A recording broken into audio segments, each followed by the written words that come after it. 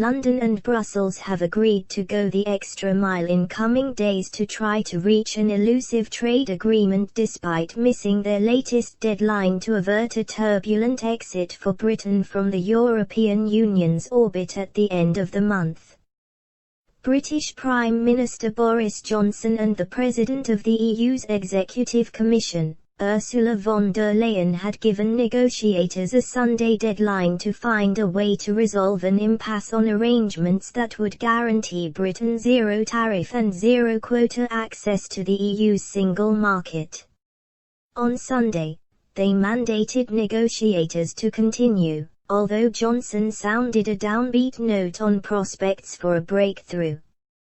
Despite the exhaustion after almost a year of negotiations, despite the fact that deadlines have been missed over and over, we think it is responsible at this point to go the extra mile, Mr. Johnson and Ms. von der Leyen said in a joint statement. Britain quit the EU in January but remains an informal member until December 31, the end of a transition period during which it has remained in the EU single market and customs union. Mr. Johnson said the two sides would try to be as creative as possible, but Britain could not compromise on key red lines. That means the most likely option is no deal, with trade reverting to the non-concessionary terms set by the World Trade Organization. A final Brexit without a trade deal would damage the economies of Europe, send shockwaves through financial markets, snarl borders and sow chaos through the delicate supply chains across Europe and beyond. Every opportunity to reach a deal is highly welcome, German Chancellor Angela Merkel said in Berlin.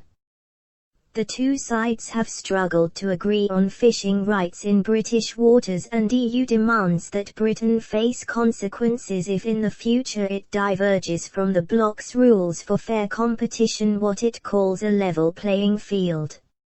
Ireland's Foreign Minister, Simon Coveney, said that despite recent comments from the British side, he understood that there was largely agreement on maintaining existing standards. "I think both sides do want a deal, and they want a deal now," Mr. Coveney told national broadcaster RTE. "My view is that a deal can be done, but it really needs to be done within the next few days."